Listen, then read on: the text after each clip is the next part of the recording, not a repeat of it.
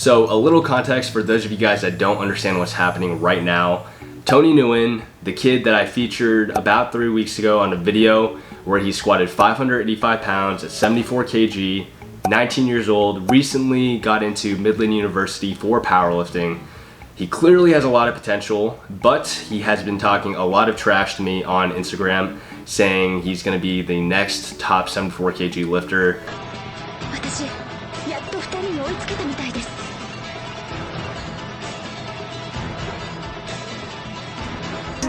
Say your grace, ho, cause bitch it's over. Now, as someone who's been in the community for a very long time, I've seen a lot of flaws in his lifting. I thought he squats high, he trains with non-calibrated plates, he does a plethora of things that would disqualify his lifts in international competition. Right when I saw that, I understood that he probably wouldn't even be hitting a 710 kg total, which would probably put him in the top 5 or top 10 in the 74 kg weight class. And I said, if you're gonna talk this much smack, might as well try to back it up. I'm gonna put $500 down right now, and if you hit 700 kg total during your mock meet, I will pay you out $500. If you don't, you pay me out $500. So essentially this $1,000 money match wager came about, and what I'm going to do is not judge it myself, but give Johnny Candito from Candito Training HQ and Alexander Kang, two pillars of the powerlifting community, two individuals that have competed in international meets and have a very long history in powerlifting, to judge Tony Nguyen's lifts and see if they would qualify under IPF standard. Tony and I have agreed that depending on what they say, will determine who is the winner or the loser of the mock meet. Before you guys assassinate me for saying that I'm bullying a 19-year-old kid as a 24-year-old man, here are a few of the comments that I sent to him before making this bet. Tony, you sure you want to do this? Because you can delete right now and I won't say anything, LOL. You know I have totaled 696 kg in the gym at 9, right? And by 9, Tony meant RPE 9. Therefore, he's saying that 696 kg was a very easy total for him. Big bro, I know you want to give me your money. It's better than blowing it on poker. How about we spice it up and the loser does a post on their story apologizing? So what originally started this bet was a video of Tony squatting 565 pounds and asking, what am I hitting for a max though? And as a joke, I responded, 573 pounds at depth. He said, put your money where your mouth is, $100 I hit at least 275 kg. I said, if you want to actually make it interesting, make it about the total. 700 kg total at a rack, it's $1,000. Or you could just say you wouldn't make it top 5 in the 74 kg class. So yeah, I get it. I'm clearly instigating just a little bit, but you guys don't understand the kid Tony. This is basically just baseline for him. And obviously for a 19-year-old kid, this is a lot of money. After a while, we decided to downgrade to $500. I will match your $500 and we'll donate it to a charity of your choice. Now let's get started. Watch attempt 1 squat.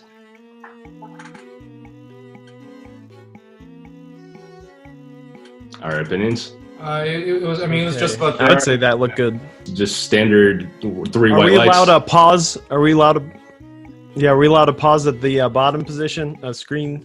Yeah, I could try. My thought process was, if you guys were there in person, what would you guys have given this? So obviously you're not going to be able to to pause Tony in in mid squat. So if I'll play it one more time, but just see if you had to give a start command, a rack command, and then check for depth, what would you guys say about this squat? Yeah, let me see.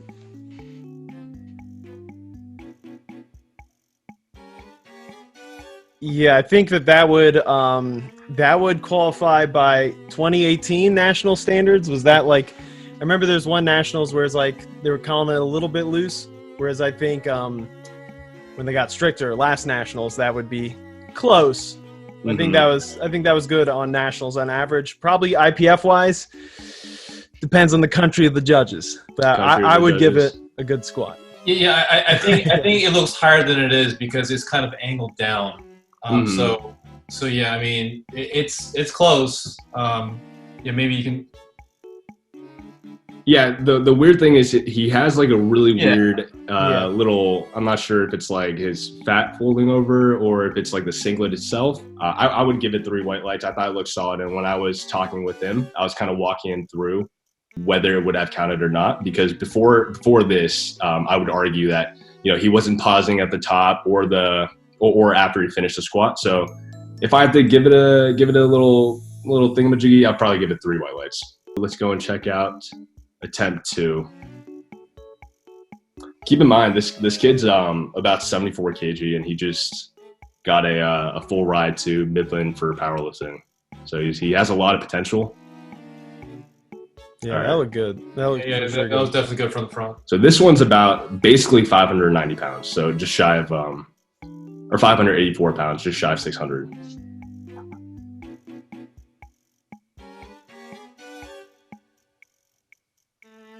Solid? Yeah, that looked good. Yeah. So that was his second attempt? Mm-hmm. Yeah. So second attempt. The knees look fine, and the depth look good from the front. So I mean, I'll give that a white, definitely. Okay, and do you guys think, just based on looking at his second attempt, do you think it was a justified second attempt? Do you think he has more? What do you think he's going to go for? That to me looked very good. That looked like 7.5 kilos in the tank, at least. Really? You think so? Yes, based off how that looked. Now, it could be, maybe it's the Zoom frame rate. That's my defense if I'm wrong. Yeah. But, yeah, I mean, it did look reasonable, but I mean, I can't imagine he'll go more than like low 6s on the, you know, maybe 6'10" or something like that on the next attempt. Low 6s? Yeah, but again, like Johnny mentioned, like, you know, the frames, it doesn't help, so can't get a good, you can't tell like the actual speed of it. But I mean, it looked fine. It looked deep, so I mean, from the front, so. Yeah, there was a lot of back and forth between me and this kid, and if I do remember correctly, he said he was going to go for something along the lines of 622 or 628 pound squat. Wow. Which, you know, we'll see if he gets that one. Yeah, his knees stay very stable. Like, they don't move much inwards or back at all. Like, it's like they stay exactly in the same position, which is a very beautiful squat, very squatty squat. Yeah, he's definitely a squat technician. You know, you guys will definitely see that when you see his bench and deadlift. But let's go take a look at this squat. It's about 275 pounds, 606 pound squat at 19 years old. 606.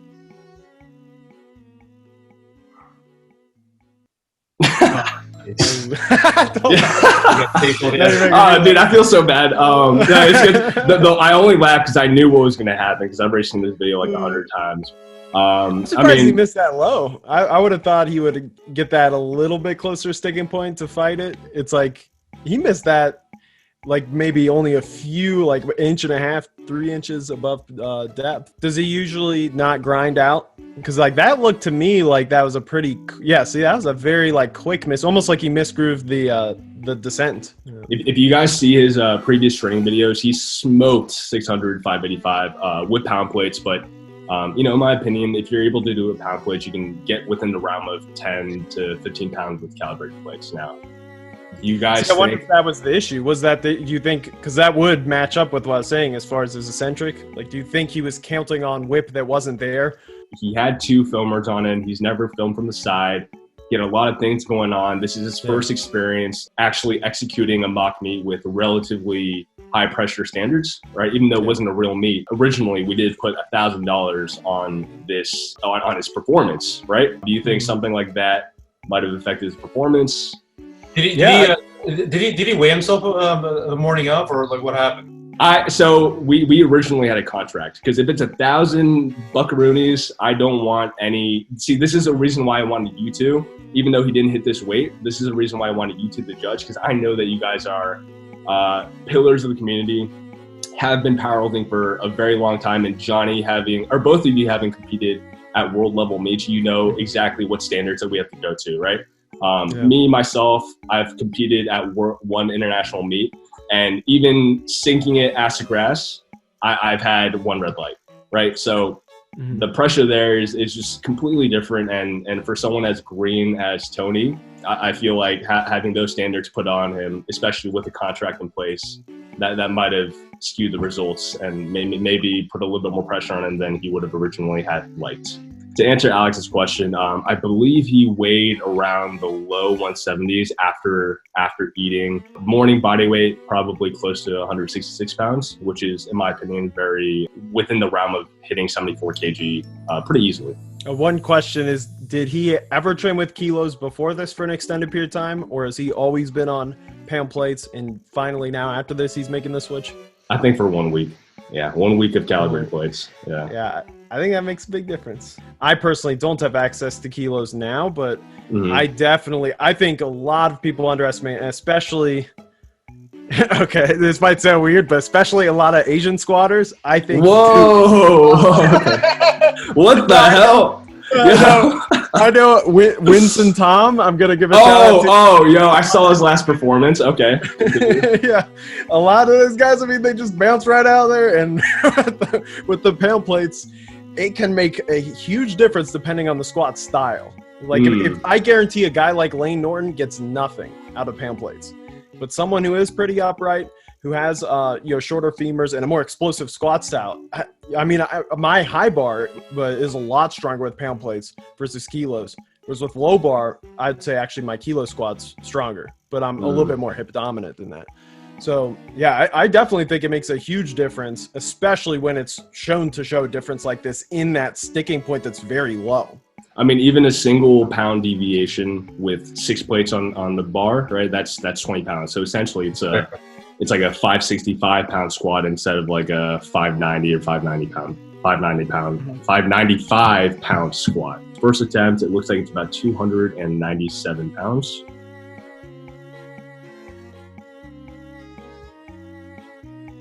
I think he started pretty quickly. Yeah, you replay it again. Sorry. Yeah, he would definitely have to hold that out a lot longer in USAPL. Mm-hmm.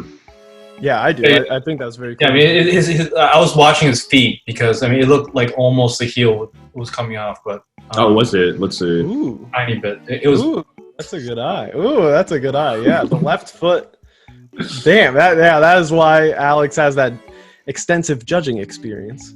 Man, again, it's hard to look at like the feet, the butt, and the head, and the elbows at the same time. But we have the luxury of looking at it again. But yeah, for me, I'm more focused on the lower body when I'm on the side for bench. So. Actually, Alex, I have a question for you. Is what extent of sliding counts as movement? Because couldn't you argue that like just nothing, your toes and your heel can't lift, but like a lot of shoes. Yeah, sliding. What if you just slide while everything's planted and it's just very minimal? Do you just go, okay, that's fine? Well, yeah, I mean, so obviously, I mean, the feet have to be stationary before, like the side ref will put the head down. But if it starts like sliding like crazy, as long as the head and toes, the heel and toes don't come, it's fine. I mean, you can slide all you want. You can slide up, back, side. Really? I didn't actually know back. It doesn't matter. For a federation that uses carpet, I'm sure there's a lot of leniency when it comes to how far we can slide. As someone that slides a lot on the bench press, right? It would be I don't think it would be possible for me to actually execute a bench press without sliding at least like a foot. Yeah, so I mean, why don't you replay and let's look at his feet again? Like, just I thought it looked fine, especially with heels. It didn't necessarily look like it came off, and if it did, it was very marginal. Yeah, again, I was just nitpicking, but yeah, I mean, it looked fine, but You know what that reminds me of, that rule? Is it you remember super training with Jim McDonald, right? Mm-hmm. And Mark Bell? Is when Jim McDonald was talking about depth, and they're like, as far as depth goes, you just kind of, when you see it, it's when the butt wink, you just know it's good. it's like no, it's the hip crease. That's no. Okay, so 319 pounds right here, 145.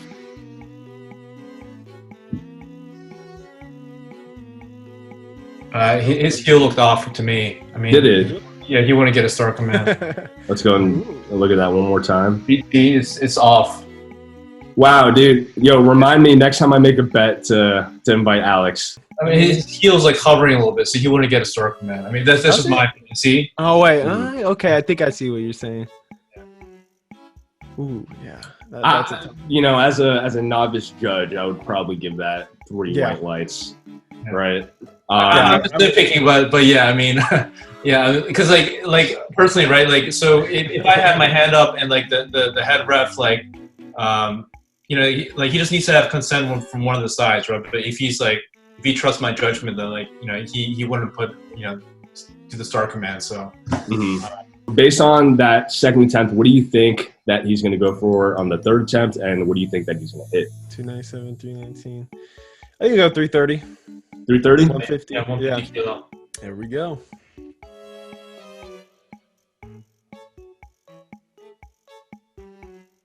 He would have got a yellow card anyway, so he was heaving. Yeah. What do you consider heaving in the bench he press? touched, right, and then he heaved it into his chest, and it went back up. So it's motion after pausing it, downward motion after pausing it. Yeah. I mean, let me see it again. I definitely recognize that too. I actually thought it was his attempt to pause it even longer, which is why it caused the heaving. Yeah. He's attempting to use, his chest as leverage, just trying to push it back up. Yeah, something I also noticed on his second attempt is that it seemed like on his opener, he had a good bar path with just enough of a J hook on the way up. It seemed like on his second attempt, like he pressed it flat.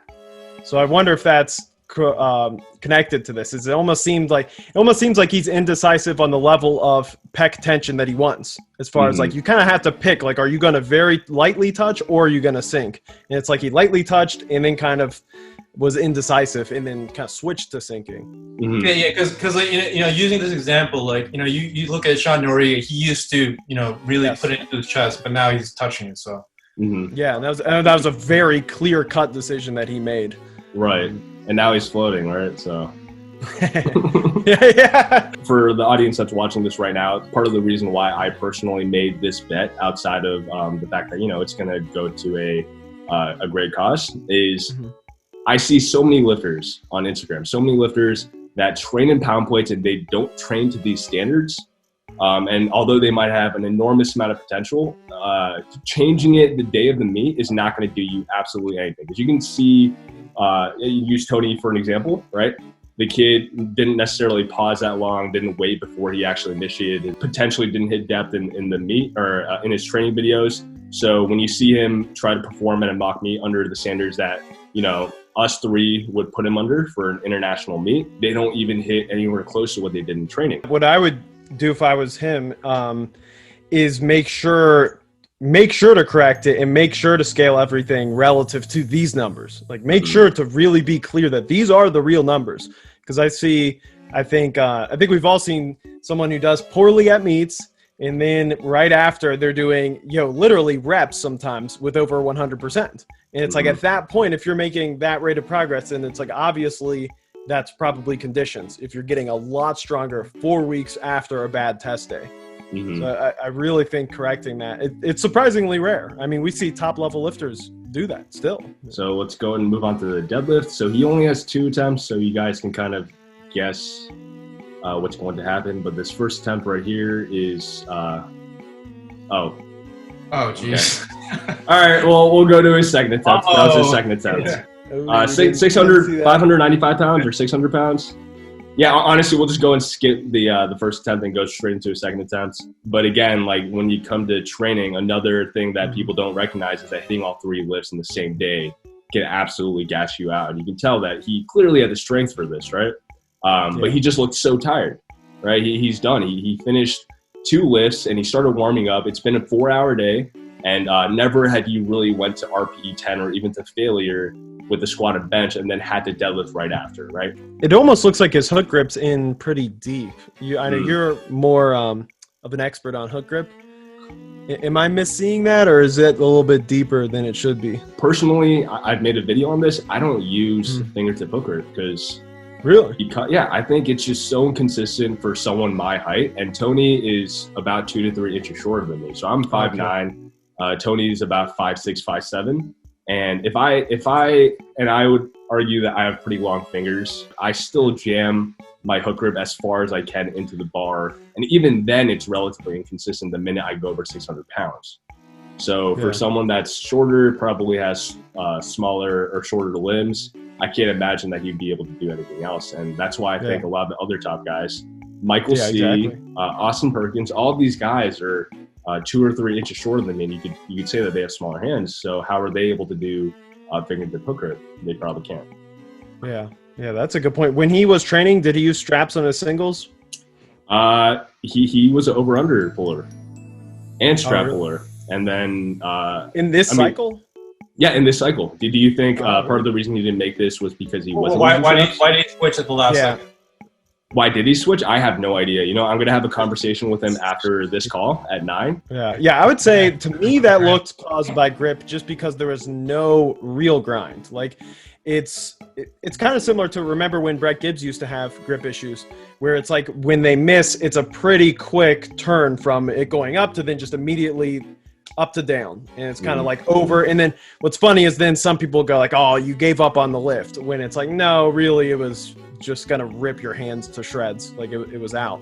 To me, it looks like that. Now, I know it could be a little deceptive since he actually has some of a similar stuma to myself with actually slightly positive shin angle, which I actually think is a little more common than people give credit. Angelo Fortino being another one.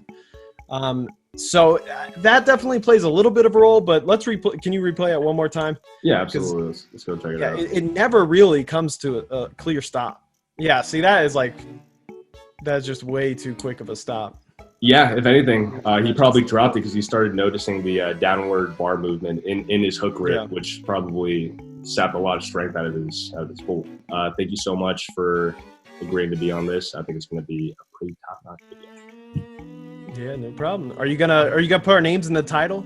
Hell yeah, bro! Featuring Candito and Kang. Fuck yeah, dude. How many views this thing's gonna get? At least 20,000. I've seen you. Yo, bad dude. No, I'm trying to get 50K on this video. We'll make the title super clickbait. Super clickbait. All right. That's what I'm talking about. All right. See you guys later. All right. Peace. All right, peace. And there we have it, guys. That's pretty much it. Alex and Candito judged a lot of his lifts and said that he did not meet a lot of the qualifications for an international meet. Now, what I'm going to do is match his $500 and donate $1,000 to a charity of his choice. We're not on bad terms, guys. We were actually supposed to have a video chat with Tony, which ended up conflicting with both our times. He's in school, I'm working. But I had a good time. He has a lot of potential. It might seem like I don't like this kid, but if I didn't like him, I wouldn't be putting him on my YouTube channel. So that's it for today, guys. If you want to see more videos like this, leave a thumbs up, comments, and subscribe. That's it. Peace. Love you. Oh my God, look how messy this is. See, this is how we filmed the video with Candito and Alexander Kang. We use Zoom, and this is me waiting for Tony. And he is still not arrived, so looks like this video is gonna have to proceed without him.